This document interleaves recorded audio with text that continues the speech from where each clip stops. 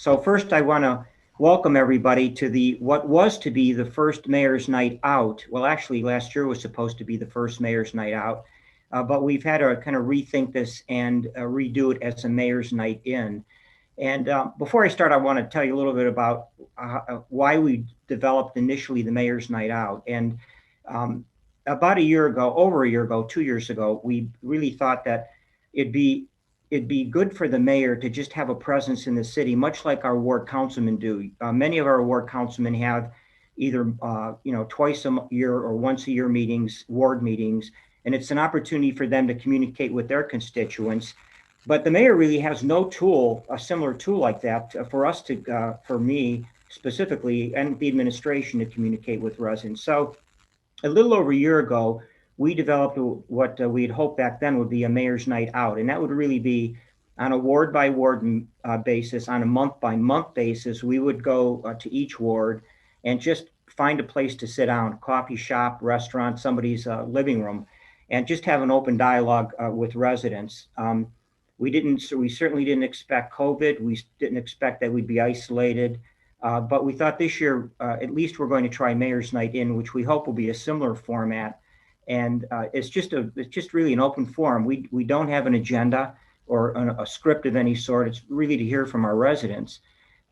Before I start, I see a lot of old friends on the screen right now, and I see a lot of them on the list. And Chastity, you might see tonight, if we look at some of the state of the city, you're going to see it for the second time. So don't, except for the Mayor Morley jokes. So don't tell anybody about those.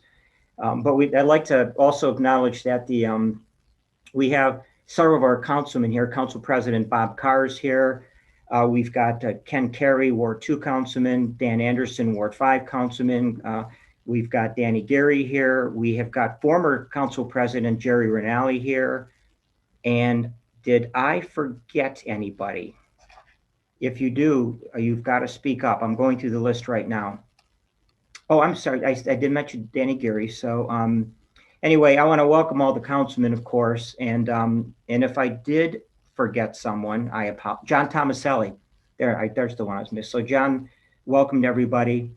I want to start out with just a couple thoughts. One is this year has been extremely hard for all of us because not being able to be face-to-face, you suffer a lot. Zoom meetings are wonderful, and they have, we can communicate, but it's not the same thing as being face-to-face. And so we missed that. We want to get back to that. But so this is going to be as good as we can do, at least in the short term. Here's what we know thus far for 2021. Our hope is that sometime by midsummer, hopefully by June, we will start to begin to be able to meet in person. We know thus far, there's probably a lot of questions about what's going to happen this year. What events are the pools going to open? Are we going to? What about the rib burnoff? We do know the rib burnoff is postponed. They have pretty well accepted the fact that May is probably too early to have a mass gathering, so that's been rescheduled now to September 11th and 12th. We are hoping that we will be able to have our June events, which would be the classic car cruise in. However, we can't guarantee that. And Judine Banker is on with us tonight. If there's questions regarding what we're going to do this summer, we are, we're hopeful to have the pools open, or at least one pool open. We still haven't gotten that far with council, but we're really taking it on a day-by-day basis. What last year taught us is that nothing, the one thing for sure is nothing's for certain. So we are literally going day by day, week by week, and trying to assess what this summer holds for us. And I failed also to mention, we've got some of our administrators out with us tonight. Our Economic Development Director, Tom Thielman's with us. Our Communications Director, Shana Boyd, and our Parks and Rec Director, Judine Banker, are here. So they can, they'll help fill in any blanks that I may be struggling through. There may be this evening questions that we cannot answer simply because we don't have the information right at hand. Any of the questions we cannot answer, we will send out an email. We've got everybody's email addresses because when you registered, you registered via email. So what we'll do is any questions that we can't answer tonight, we will release back to everybody, the whole group, via an email shortly after. So I'm going to seed the conversation with the very first thing. We located one question that surfaced on social channels, and I'm going to read it verbatim, and then I can respond to this one. And this is how it reads. My big question is, when are all the festivals coming back downtown Willoughby? And I just answered that. Every one of these festivals is unique, certainly. And but the second question was probably the one I want to address, and that is, when are my property taxes going to quit going up? Whoever made the decisions to spend all this money on the schools, YMCA Senior Center, should be held responsible. I think this person's really talking about the 23,000 residents should be held responsible, because the only way property taxes can go up is by a vote of the people. We cannot do that without a vote. And I think most of us tonight know that our property taxes fund more than the bond issue for the school. It funds the senior center levy. It funds, a lot of the other social services provided at the county level are funded through property taxes. And one final important note to realize is that of all the property taxes gathered in Willoughby, the city itself only gets 8% of that revenue. Our revenue comes from income tax. The school district in the city gets most of the city revenue from that. So it's important to know, we don't control the property tax. The vote of the people controls property tax, and nor do we even receive much of it. We receive 8%. So just a couple footnotes for those of you that may not know this. And I just mentioned that income tax revenue, that is our primary funding source. We were down about $1.2 million in income tax revenue over the course of last year, and that was from a budgeted amount of about 18 million. So it was a serious, we took a serious hit, but CARES Act funding saved the day for us, and we ended the year in a strong financial position. So the city's in fine shape, and we're monitoring literally on a week by week basis, income tax revenue to see if we're gonna recover some of that loss from last year. So with that, I'd like to open it up for any questions. Shayna will be helping me mute or unmute people who want to jump in. But if there's any questions, I'd love to have people just throw in now. So anything from the floor? Mayor, I have a question. This is Tom Thielman, the economic development guy. Send your question in writing, Tom. Right. Well, you kind of mentioned something about the senior center and a levy, but is it true that our senior center is being paid for out of the general fund, right? Excellent point. The only part of that project funded by the bond issue by property tax is the school itself. We funded internally our senior center, and the YMCA funded their project on their own as well. Great point. Thanks, Tom. Right. The levy money you speaks of for seniors is some operating funds we get from the county. And I'm not even sure what we use it for. If we use it for the purchase of a van or something like that, maybe Judine can add something. But Laura, did you have a question? Yeah. Did you hear me? Can you hear me? Yep. In 2009, I was involved in that art project for the utility boxes, and I've emailed you and Judine a couple times, and I wondered what's the outcome of that. Judine, what's happening with it? Yes, can you hear me? Yes. Hi, Laura. We actually are working on that with the Arts Collaborative now. The prints are at the printer, and they will be installed in the spring. Okay, perfect. Thank you for that update. Sure. Thanks for the question, Laura. Sure. I just had a question asked of me just prior to the meeting about the Lost Nation lights. There are apparently some of them that are out. The bridge over Lost Nation and Route 2, which are out. I was unaware of that, and so I'll take a look at that tonight, and we'll figure it out. Mm-hmm. The caller, I think, is unmuted now. The 725 number. Okay, 725. Hi, Mayor. Can you hear me, Mayor? Yeah, just Terry? Yeah. I was just I wanted to know. Yeah, thank you. Can you expound on the parking at the old bank downtown Willoughby? Well, I'm going to have Tom pitch in because he's been spearheading that for us, but I can give you the short version of it. The owner of that property, and Tom, correct me if I'm wrong, is a REIT out of Arizona. And we think they may be trying to put a little pressure on us to help sell the building. They have barricaded. They asked the local towing company to enforce. We don't know if they're going to enforce. The barricades have since been moved. We do know that the library has made an offer to purchase that building, and they're negotiating. And if there's a second purchaser as well, but we don't know what the outcome of that negotiation is. They're apart, but not far enough apart to kill the deal. So we're crossing our fingers the library will end up successful in taking that.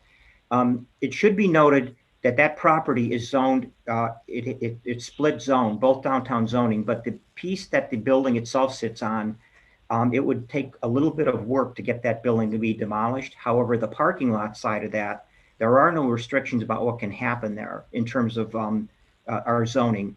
Tom, do you want to fill in any blanks that I may have missed on that commentary?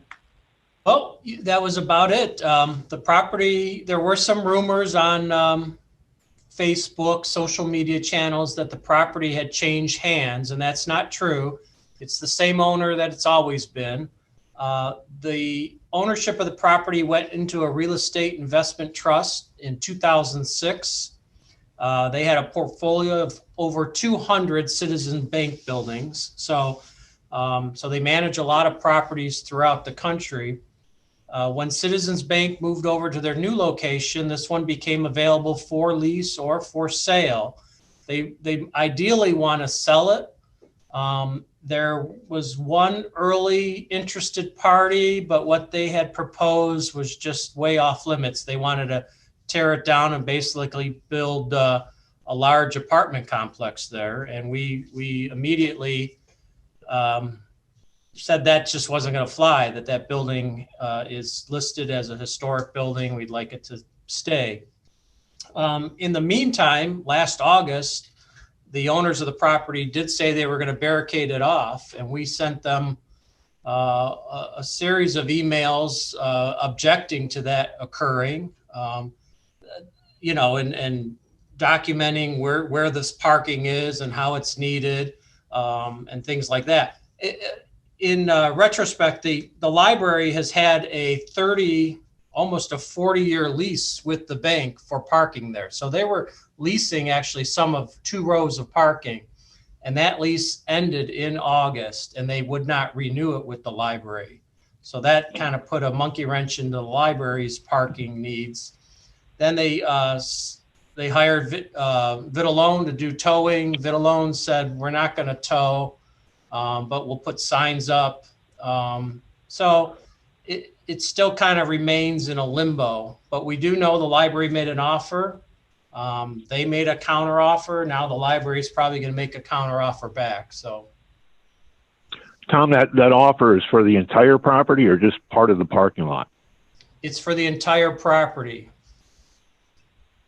And it wouldn't be feasible to maybe sell off part of that parking lot? They're not interested? The real estate, initially the library intended to just try to buy the 2 rows of parking, and they were turned down immediately. Oh, okay. All or nothing. And we're told, Terry, there's no confirmation, but the library is thinking about moving their headquarters, their main office there, and they like that site because of the bank, the depository. It gives them a place to do a book drop-off. So it seems. The rumor has it that building's not in real good shape. Is that true? I toured through it and with the library and the real estate broker, and no, it's in fine shape. Yeah. Oh, okay. I didn't see any problems. I mean, there's no leaks or dampness, or it's got a full basement. It is chopped up. It's had a lot of additions onto it since it was the doctor's home, but. I don't know. Walking through it, you could see, if you got some good visionary eyes, I could see bed and breakfast. I could see restaurant. I could see a lot of different things, offices. It's in pretty good shape. Thank you. You're welcome, Terry. Thanks for your note earlier today, and I'll take a look at the Lost Nation Bridge this evening. Yeah, thank you for that. Appreciate it. Mayor, I have one more additional question. Sure, Terry. The lighting at the intersection of Vine Manor and Erie, those overhead streetlights have been out since the construction started last year. Yeah, And I've that was, numerous times brought it to the attention of the administration. What's the story there? yeah, that's the question I answered when you sent the note about the Lost Nation Bridge. I answered for this. Yeah, well, I thought we were talking just the lights on the bridge. I'm talking right in downtown at the You're all intersection. interconnected. When we did the road improvements, all that whole sequence of lights they're all kind of connected to the same network. And the okay, feeders, so it's not two. I'm sorry, it's not two individual problems then. No, it's all part of the same problem, which we're going to hopefully correct this year. The feeders that feed all of those lights are so decayed. There's actually rodents living inside the conduits, and they're shorted out. Our crews went out there last summer, got them back to work for a short while, and they shorted out a second time. It's just all the electrical feeds have to be replaced. And what we're going to be doing this year is using our NOPEC grant money to first replace all the feeders. And then we're going to be feeding the new bridge sculpture as well as the 4 lights at the intersection, and then we're going to replace the lights with historic lights that match downtown, LED, more historic lights. But the first thing is to fix the feed itself. The electrical feed is completely, it's destroyed. It's not okay. So the wiring is the priority then, not necessarily the lights. Right. And we've already gotten prices. Like I said, we tried to fix it over the summer. It didn't hold. It went out again. Yeah, that's a dark intersection, kind of dangerous down there. But now you've summed up for me what the problem is. Thank you. Thanks, Terry. Susan, I think you had a question, or at least whoever there. Can you unmute yourself, Susan? Yeah, I did. Hi, Mayor. Hi there. Jim Vaughn is with me. He has a question. Hi, Jim. Hi, how are you? Good, thank you. I'm the owner of Primetime Machine on Airport Parkway. Okay. And my question was about the bank building. It's empty. How much are they asking for that? Can we know that? Oh, it's Tom. They started at what, 1.5 or more? 1.5 and up. You know, they said they had an offer for 1.8, but I don't believe it. Yeah. And it's 2 acres of property. It's a big piece of ground in downtown Willoughby. Yeah, if somebody's interested, how do they get a hold of it? My nephew owns the property where down the hill over there across from Willow Industries. Huh? Willow Industries. Mm-hmm. My nephew owns that company down in there, and he was bidding on the Masonic building, and he didn't get it because he was on the telephone, and I didn't know that. So, but anyway, I'm gonna explain it to him and see if he would be interested. Yeah, there's a real estate sign out front. The gentleman's name is Chris McFarland. It's Anchor Properties. They're representing the owner. So, what's the possibility of us getting rid of that post office and sending it somewhere else? Well, we missed a golden opportunity. That was leased. Tom discovered shortly after the federal government took control of that property for what was it, $350,000, Tom? $350,000. $350,000, yeah. And so now the federal government owns it. And so, had we had a glimpse that was even happening, we would have intervened, because it was a heck of a buy in downtown Willoughby. Yeah. The post office, it's a federal organization, and they behave like a federal organization. That's all I can say. They're challenging. So yeah, the owner of the post office, they had a 40-year lease with the U.S. government, and then it had a series of options of when to purchase the property, and they exercised it 2 years ago and purchased it. Yeah. All right. Well, thank you very much. But I'll tell you, it would be great to see that move somewhere else, because that's a great piece of property that could be, a continuation of our downtown for either, retail. Yeah, be a heck of a parking area. Well, behind it, put parking behind it, but. Yeah, it'd be perfect. Yes. No, because we definitely need it there. Yeah. Laura, you're going to have to unmute yourself. Laura. Can you hear me? Yep. So I just want to comment about the downtown Willoughby post office, as my son actually works there. But the post office grounds have looked terrible for a long time. So I've taken upon myself every year to go there and donate flowers from my yard. And I mulch it and we take care of it, because the post office doesn't do anything. So I do try to spruce it up, but I'm just a one-man band. But I just want to let you know that I do try to help the look of the downtown Willoughby Post Office. Thanks, Laura. Laura, I may want to put you in touch with Katie McNeil. We're trying, and Chassie knows this because Chassie's on our Shade Tree Commission. Our Shade Tree Commission, they do valuable work, but there's not enough of it to keep, and you hate to see volunteers spending evenings not being productive. So we've been trying to expand their scope. And so one of the things Katie McNeil suggested in our last meeting was to maybe start a garden club where some of the properties well, maybe not the post office, but there are a lot of properties that have been taken care of by private citizens over the years. And for some reasons, that's not happening. And there's the little area at Highland. There's the, at North Bay Colony, there's that little thing out front. Those aren't owned by the city or nor maintained by the city. And I think Katie's trying to organize a group that may actually start volunteering to help, keep those properties in good shape, better shape. Yeah, definitely pass my name on to her. I'd be interested. Okay, we'll pass your name on to her. Awesome, thank you. Anybody else have anything?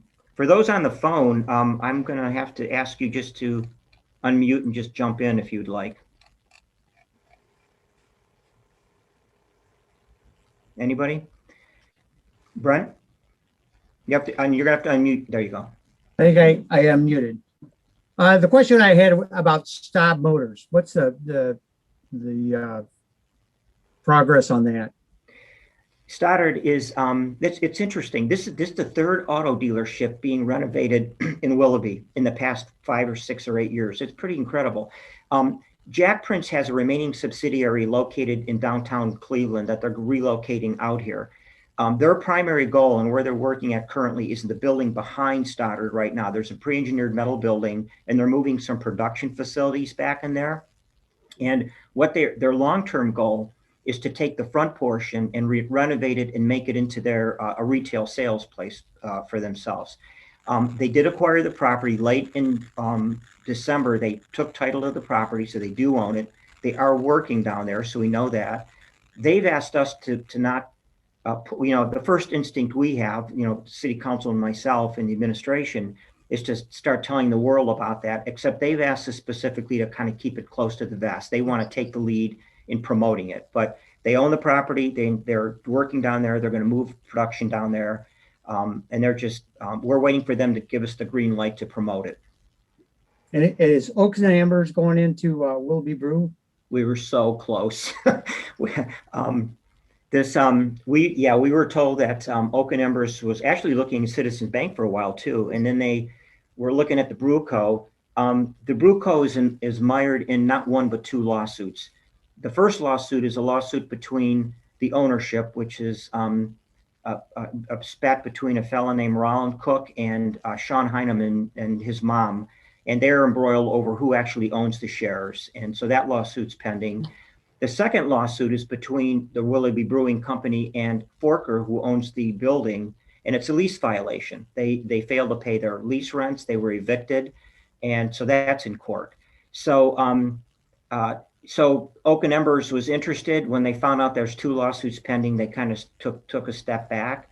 However, Tom has been working with us to kind of they're interested in Willoughby. We know that. So we're trying to find a place for them, and hopefully the Lake County Common Pleas Court will solve at least one of these lawsuits quickly so we can get that on the market. There's actually a second, we are told there was a second chef, the guy that owns the, I can't think of his name. Tom, do you remember that chef's name from Solon? That was, he owes Hudson.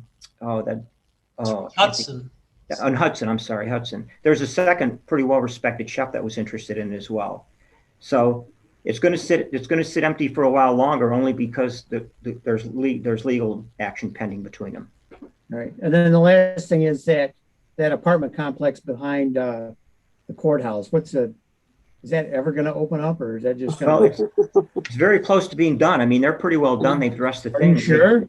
Well, yeah, because Daryl goes in there once every week or so and checks things out. So I have no explanation. The nuclear option is declare it blighted and have it demolished, but they're literally at the 5-yard line. If they would just finish, the interiors are underway. I mean, some of those suites are done. I can't explain why they would have invested that much money. Now, what it does, and Councilman Carey and Councilman car have been interested. We need to have a better strategy as we issue building permits to make sure they actually finish jobs they start. And we're still trying to figure out what's the best way to do that. We can't do a bond because a bond's not the right tool. We have to figure another tool. Yeah, that's a slow boat from China right there. Oh my goodness. Oh my goodness.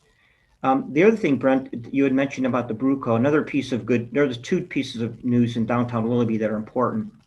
One is that the former Burgers and Beer has been sold, and the owner of Valentine's, Greg Brown, has purchased that business, not the building, but the business. The building's owned by Morgan. He does not have any direct plans. He's going to reopen it as a bar slash restaurant, but we think it's going to be more of a bar. But the good news is he's a legitimate, successful restaurateur, and so we're confident he's going to actually make that work.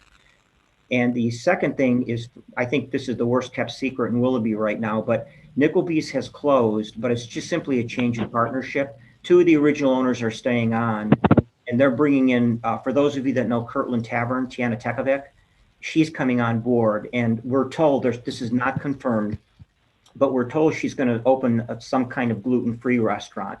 But the two other primary shareholders are still in. So it's just simply a change, one owner stepping away, a new owner stepping in, two owners are remaining, and they're just going to refresh themselves. So it's going to only be, I think, you said they're going to be reopened in March, Tom? Or they're expecting to be open in March? And it's not Kirtland Tavern, it's the Tavern 6. Oh, Tavern 6. Thanks, Tom. Thank you. It's Tavern 6. And this is the lady that makes the little cupcakes for those that you may be familiar with it. So, and she's very successful too. So the good news is Burgers and Beer should be opening back up. Nickleby's is simply changing. And then we're just going to cross our fingers that the lawsuit, the Bruco, is settled quickly so that we don't see that empty for too long. All right. I appreciate all your information. Terry?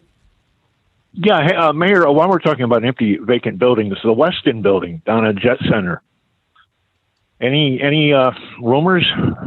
That's a tax abated building down there, and it's been completed for at least a half a year.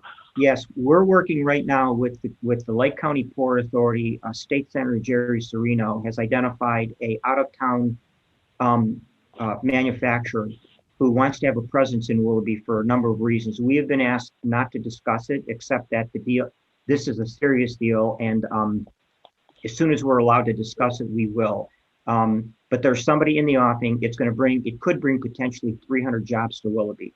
So we're just crossing our fingers. They're a manufacturer of air filters, and they're growing like crazy. In fact, I don't even know the name. I've never been even told the name. Tom has met with one of their agents or two of their agents, but the Port Authority is kind of taking the lead on concluding the negotiation. Is there a problem with that building with the rent? It seems like a beautiful building down there. No, no, Tom, do you know? I mean, the building's a great building. It's just having a hard time finding a user. I do know that the owners would prefer to own it, not rent it. And I think that's where the negotiation is right now. They're negotiating a lease purchase arrangement. Yeah, I mean, we've had people look at it who have said that the rent's too high, but the quality of the building is more than they needed. You know, some people just need a dumpy old warehouse, right? Well, this isn't a dumpy old warehouse. This is a modern industrial building built on spec, $8 million and more.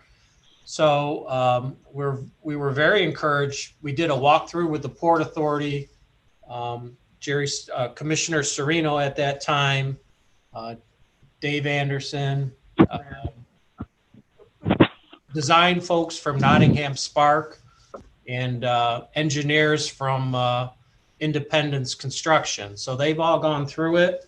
We examined ways of even expanding it in the future for this company.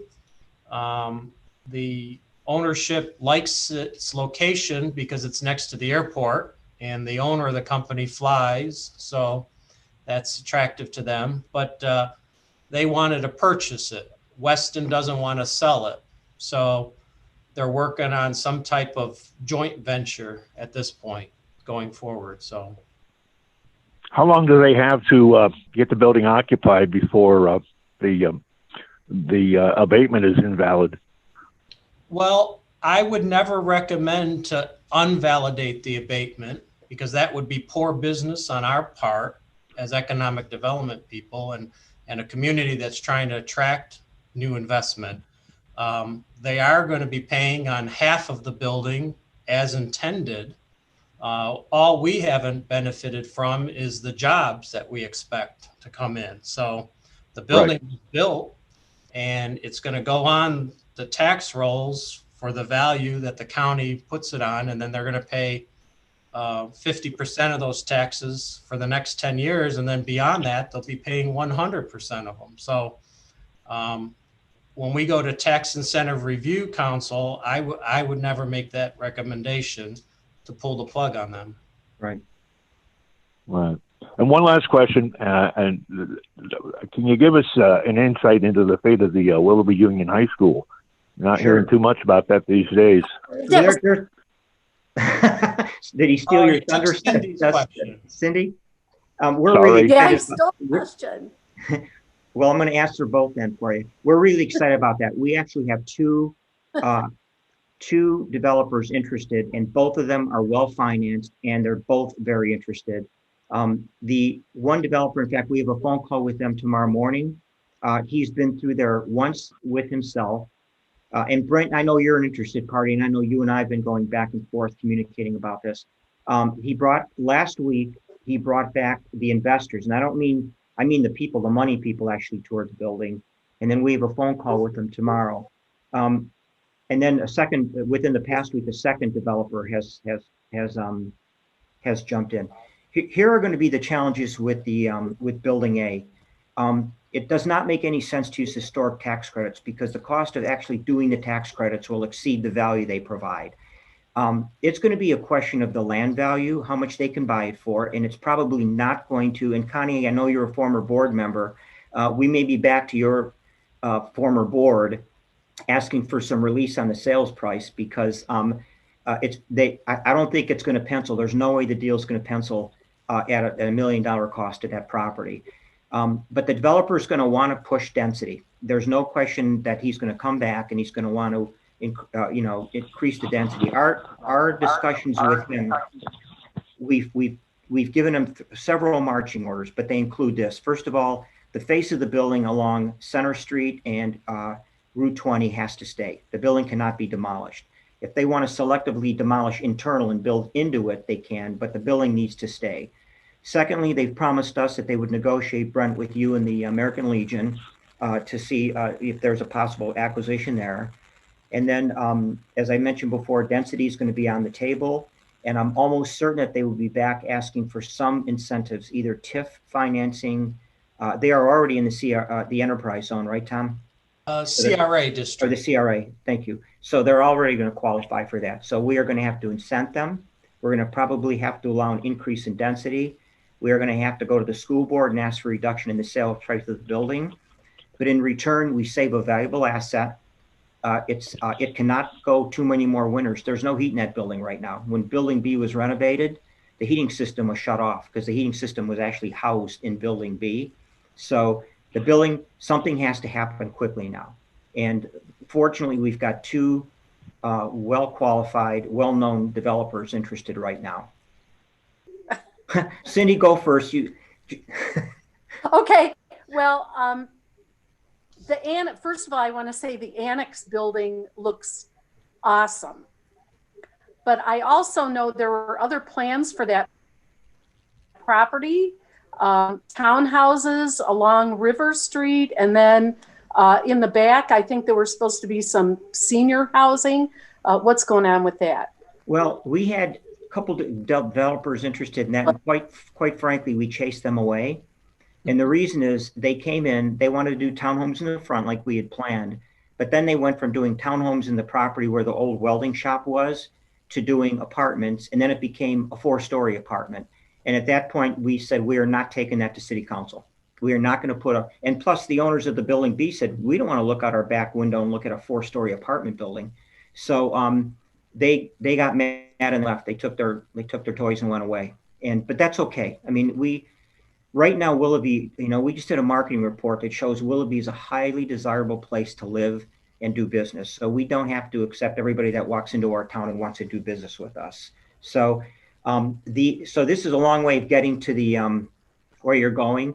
The Building B developer, what we are telling the Building B or Building A developer, the Union High School developer, that they have to acquire and also develop Building B's properties, do the townhomes and do the residential in the back. So we're trying to do it as a package deal so we get it all done.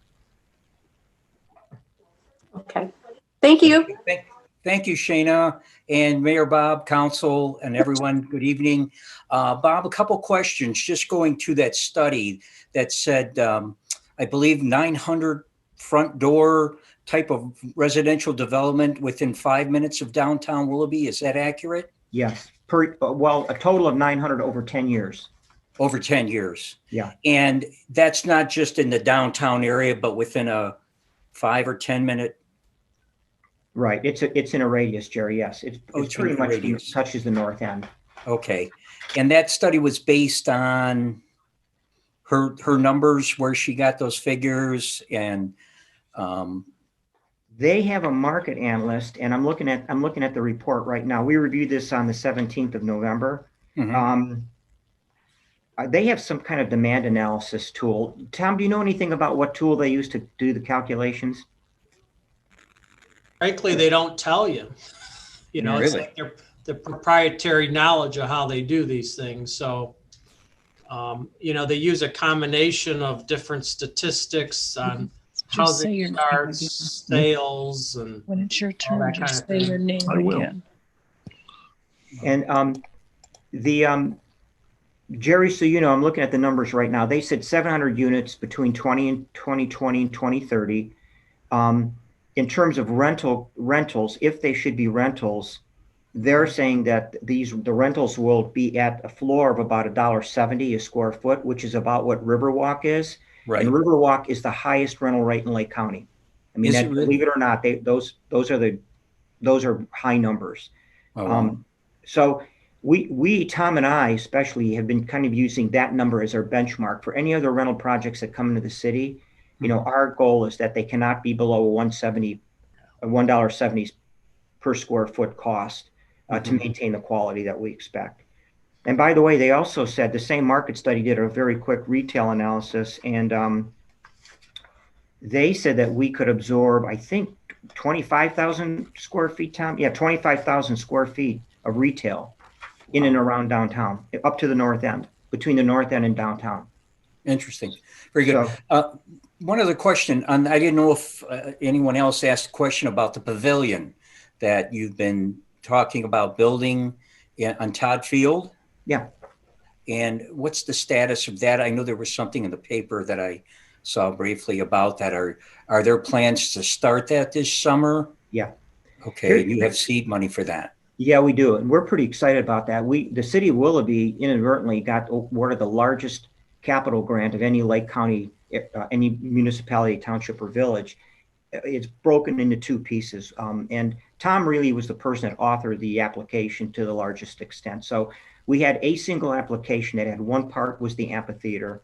And then the second part was a river trail that was Todd Fields. They created a walk along Todd Fields, right? And our total request was $900,000 for both. And I think our total budget was about 1.5, Tom, or 1.8, something like that. Closer to 2 million. 2 million. So they gave us a total of 300 for the amphitheater, 300 for the walk, the Chagrin River Walk. And that's going to provide seed money. And we're trying to parlay that into a larger, because what we'd like to do, well, the first is to answer your question. What we think we can afford to do with that is get the infrastructure down there and maybe even do the excavation to create the bowl, and then do some of the hardscape things for the amphitheater additively or by other grants. And then the same thing with the Riverwalk. We can get set. We can do some some shoreline improvements and get the walk started. But the bigger value is that, and we're going to start, I think next week, we're going to be meeting with the Chagrin River Watershed Partners, the Western Reserve Land Conservancy, cities of East Lake, and others, to actually create a trail that goes all the way from Daniels Park all the way to Lake Erie. Wow. And Tom did an amazing study that actually showed how many parcels we have to get possession of to make that connection. And it's amazingly few. I mean, if we can get the AndrewsOsborne lowlands, if we can get access to that, if you go north from Todd Fields, it's Metro Parks, it's the railroad, it's city-owned property. There's not that much privately owned land between the two. And Tom, correct me if I'm wrong, it seems to be an achievable goal. So we're going to go back this year for a capital grant as a consortium now that would include us, Eastlake, Odeon, a group of watershed partners, Metro Parks, and go for a larger grant to continue the monies to start to create that trail. Great. And Thank you. And I tell you, Jerry, we got a lot of traction. I was pleasantly surprised with the river trail, how many people jumped on board with that. And they look at it for the city of Willoughby. It's a cultural asset because we have a historic downtown. It's a cultural asset because we're so close to Fine Arts Association. It's a historic asset because we're close to downtown. And it's a wellness initiative because if we can ever get this trail linked, we would have, 5-8 miles of, walkability. And we just had a meeting this morning with our economic development team. We'd like to think of it as almost like Peninsula's towpath. I mean, where you could walk and stop in downtown Willoughby and have lunch and then walk further or ride your bike. Right. So we're excited about it. It's going to take a while to pull this off, but at least we got the first $600,000 for it. Great. Congratulations. Thank you. Thanks, Jerry. In Hello, Mayor. addition, we're also looking at the abandoned rail line from downtown Willoughby to the power plant for a rails to trails plan. Right. Make a bike path along that, and that be another connector to the lakefront from downtown. Great. Great, Tom. Thanks. Excuse me, but I think, Amanda, you had your hand up a while ago before. So do you want to unmute yourself? Good evening, Mayor. I don't know if anyone has asked this yet, so my apologies if they did, but I was wondering what was going on with the Browning Center. Oh, it's a really hot topic. Browning Center, I'm not sure where you live, Amanda, but Browning is a very big part of our community, the fabric of our community, and especially in that neighborhood, that set of streets, Wood, Glen, and Waldemere, Brown, all those streets, those are some of our best housing stock in the city, most historic. The district put it up for sale. A local developer purchased it. He actually lives on Waldemere, so he's a local guy. He does quality work. All we know thus far is that he intends to build at least 3 homes on what is now the park. And that is why you're seeing the park structure leave, because the city purchased and installed those, so we're moving them out. And it's within his right to do that. That's what it's zoned for. In fact, it's actually a little bit larger than our zoning requires. We've heard rumors out there that people are saying that Browning's going to be torn down. There's going to be an apartment building built there. That's not the truth. He has committed, just 2 hours ago, I talked to him. He has committed that he was not going to tear that building down. He is going to renovate it, and it's going to stay in place. It may be rental. It may be rental units. We don't know yet. But given the sensitivity of this building, we've asked him to, before he submits or as he submits to Planning Commission, that he has a neighborhood meeting with all the residents, because I think he owes everybody in that neighborhood he owes them the ability for them to see him face to face and ask questions of this project. Because if he doesn't do this voluntarily, he's going to be heading for a really rough go in Planning Commission. So he knows that. He's a neighbor. We've also asked him, he's got to meet with the community members. We've also asked him that even though it falls outside of the purview of our design review board, our historic design review board, if he would voluntarily go to that review board have their eyes on it. And he said he would do that as well.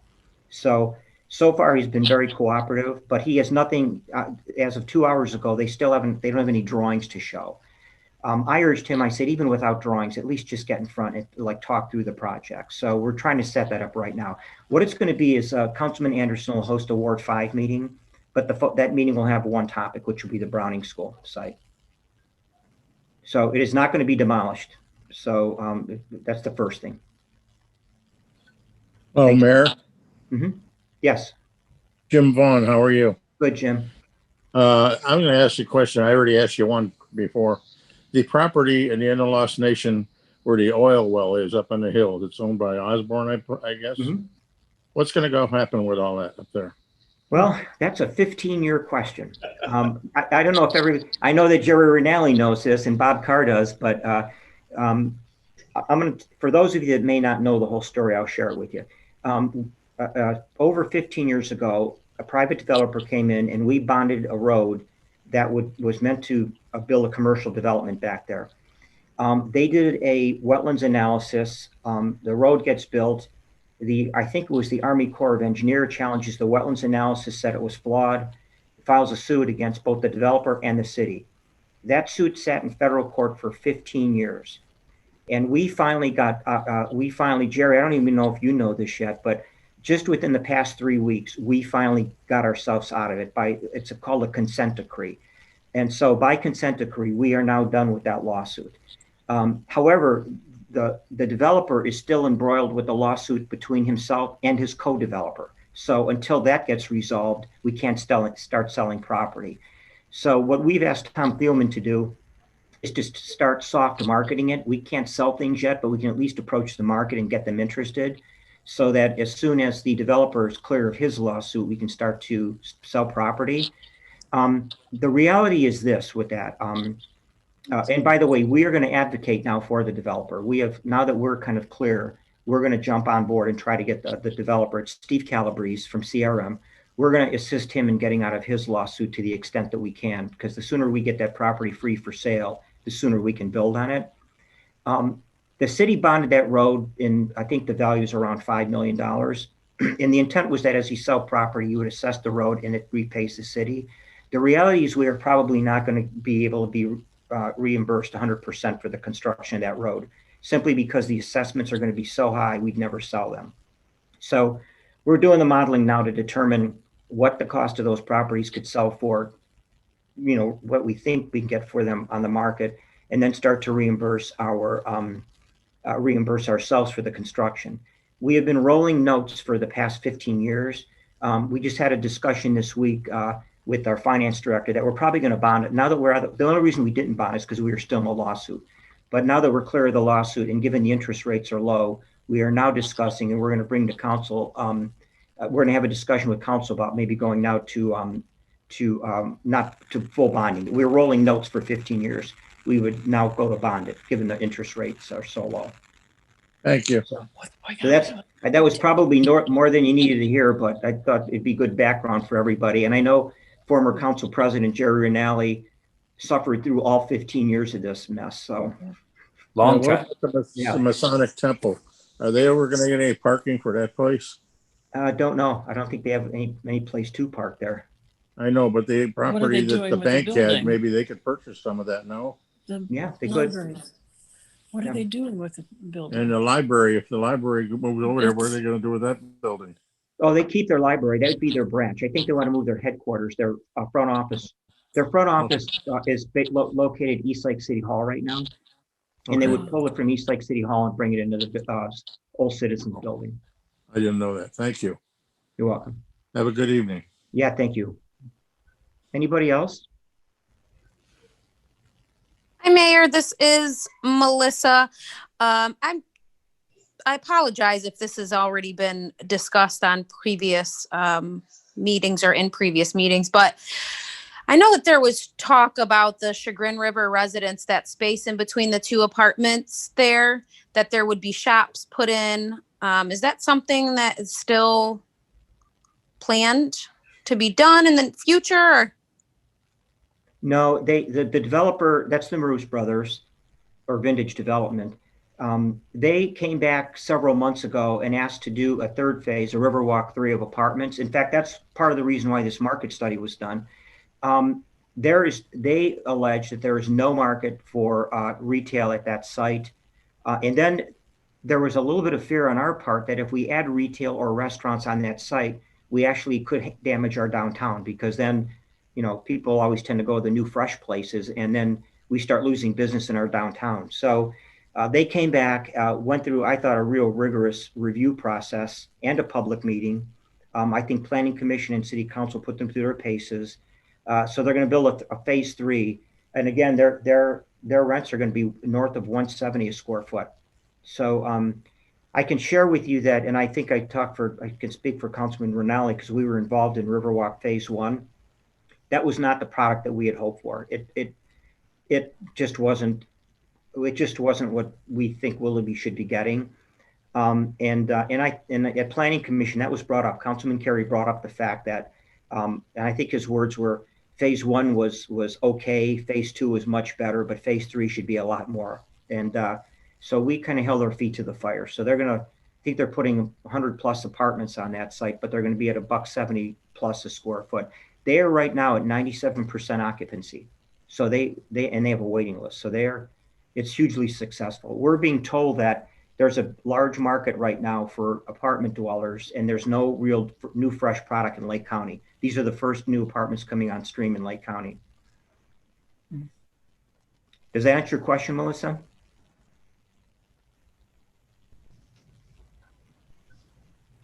I hope so. Anybody else? Anybody else have any questions?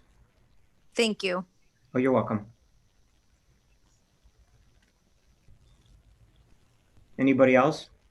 For those of you that may not know it, Marx is now open. They opened a couple days ago. I think on March or February 3rd, they opened formally.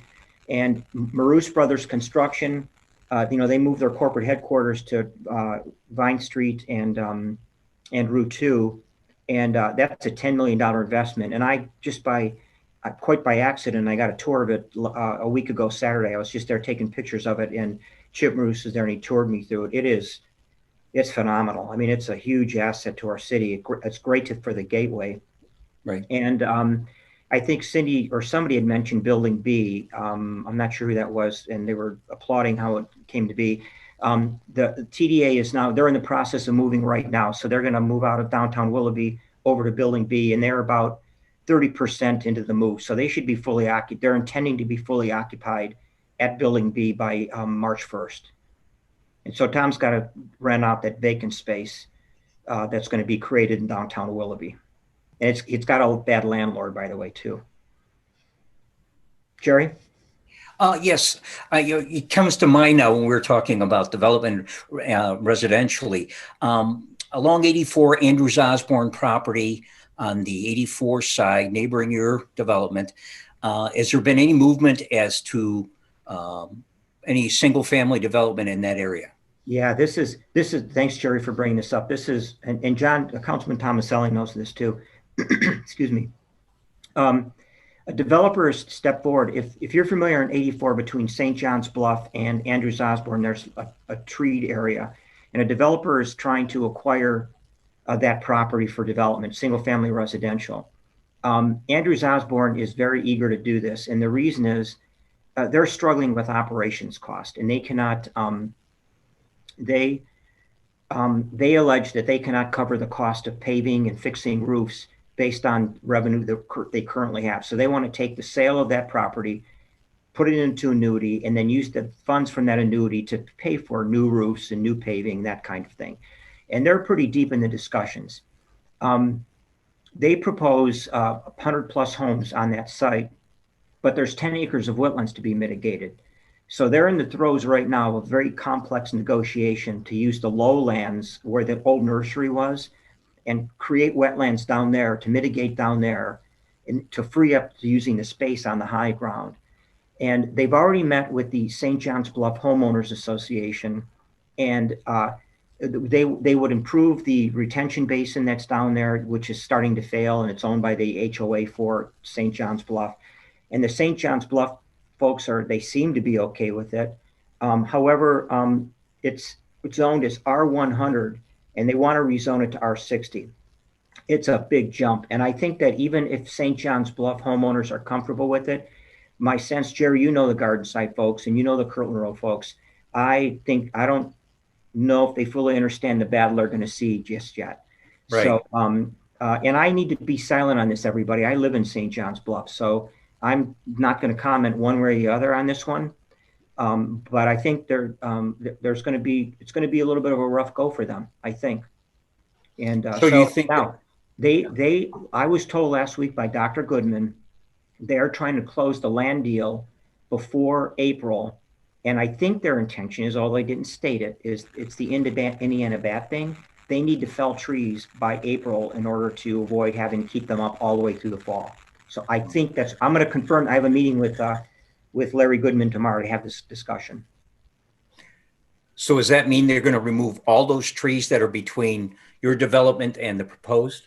No, they're keeping a buffer about 300 feet of green space between St. John's Bluff and the new development. But there's there's traffic issues. That's on a curve. There's just a lot of things to be considered that they have to go through yet. The Western Reserve Land Conservancy is in the middle of this because what they want to do, Jerry, is orchestrate this transaction to get the wetlands constructed. And then what their intent is they would want to deed that property to the city as a conservation property in perpetuity. So what Western Reserve wants to do is kind of clever. They want to get this conservation easement, but then walk away from long-term maintenance of it. And right. I don't know. I don't have a problem with that, quite frankly. I guess it's better in our hands than HOA. The problem with an HOA is they'll be building their sheds and garages in that in those buffer zones the first opportunity, and nobody will enforce it. Right. So so it's coming, and I'll know more tomorrow. I have a 10 o'clock conference call with them. Do you know what price point the homes are proposed to be? They're alleging starting at about 400,000, I think, somewhere around there. And but you know, we just went through a zoning battle where we went from R60 to from R100 to R60. That's a big jump. And, yeah, but 91 Route 91. Yeah, the development. yeah. So we'll see. Okay. We'll see. Thank you very much. I understand the need that AndrewsOsborne has right now in terms of keeping themselves healthy. And we want to support them. They're such good neighbors. And quite frankly, if they go out of business, we're going to have a lot more homes built on that property if they leave. So we want to keep them healthy. And so far they've been very candid and open with us. They've been telling everything that's been happening. They've been telling us. Good. Thank you. Mayor, this is Terry Foreman again. Yeah, Terry. It came to mind, the old YMCA property. I see that's been pulled from the Planning Commission permanently. Anything to expound on there? Yeah, well, we asked them to withdraw temporarily, Terry. We were considering that. We have, I've made it no secret that I think I'd like to see a police station get built. And the reason is, if you've seen our police station, it's bad. It's in bad shape. It's in bad shape and it's too small. We had considered actually we had thought about that site as a possible location for the police station, which would put it right next to the firehouse, which is a nice safety center, right? Gives us 2 streets to access. It just worked out perfectly, except that they're asking too much money for that site. And then you've got to demolish that existing building at what, $300,000-$400,000, Tom? So the numbers just can't work. So we asked the developers if they would consider building a police station for us, and but those numbers wouldn't work. The debt burden would be just too much for us. So I'm thinking they're going to bring it back on the docket soon. They only pulled it off because we asked them to hold until we could see if it's a legitimate site for a police station. And while I think I know our chief would prefer that site, I don't know of any practical way that we can get control of it. So are there still some covenants on that land? I know there was covenant issues. Yeah. Prior to this, are they still there? No, they've been extinguished. Our law director worked with them to get them extinguished. Tom, that is correct, right? As far as I know, yeah. That was brought up by Dr. Norris, I think. Yeah. Thought about that. Yeah, I know it was there, and I thought it was that they did have some issues, and one was with the school board, and another was a small plot, and don't really have any detail on that one. Yeah. And by the way, Terry, this is another case where and I know this hurts Tom because his job is to actually do economic development. So when you tell him to not do it, it hurts him just at a very visceral level. But we've had people ask us to do car washes there, and we've said no. So we've been really careful about that corner. So great. It's pretty important to us, and so we think they're coming back. Tom, have you heard anything from Somers? I have not. Well, we did hear that there's a grocery store interested. Oh, that's right. It's just wrong side of town. We could have used that one up at the north end of Well, town. we asked that question. We said, well, can't you build it somewhere else? And they said no. So they did pull it off Planning Commission. I suspect they're going to come back with the potential grocery store. Was that with or without the townhomes? I think the townhomes are still going to be there. I thought that was a really good fit down there. I wasn't real keen on the retail, but I thought the townhomes would have been nice. Yeah, I agree with you there, Terry. It was a nice way to do a transition between commercial development and school property. I think they Would, have. would the police station encompass that entire area, or is there still more land to be used? No, we did a quick study and showed that we didn't need all the site for the police station. We just need a piece of it, and they could have still done the townhomes back there. But it's just too costly of a site. I mean, we can't, it's the Y is asking too much, and we still have to demolish a building, and you just can't make the numbers work. And so they never actually bought that piece of land that's owned by the school board then? I don't think they've purchased it. I think they're negotiating with the board. Yeah, I think they have an offer in, or they have a deal already set. So. Okay, but that hasn't happened though. No, it has still not. contingent. Nor do they own the Y site. They just have an option to buy. Right. Okay, thank you. And getting back, I want to get back to building A again, because that's the number one priority for us. And at some point, like I said, we may be back to the Board of Education asking them to reduce the sale price. We did have a meeting with the superintendent he didn't have opposition to it, but he wanted to know the number. So we may be asking for support from our residents to stand behind us and have them get the number more reasonable so we can see that property develop. Like I said, if it sits too many more years vacant through winters, it's just not going to survive.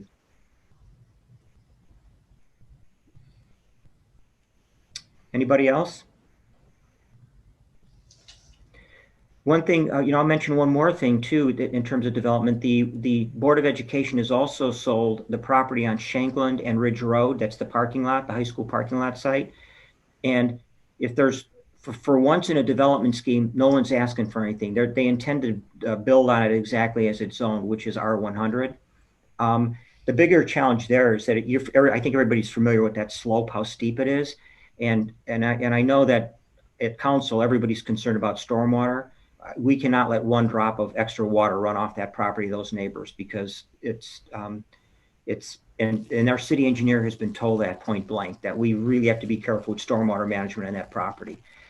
Right now, it appears that they're only going to do 5 homes, and those 5 homes will be facing Shankland. And then it appears that the remaining are going to be maybe built at some other time. But as of now, no rezoning's been requested. It will be built according to the current zoning.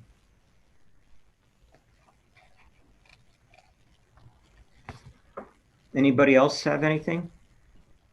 I noticed that Council President Carr is still on, and I see Ken Carey, Dan Gary's still here.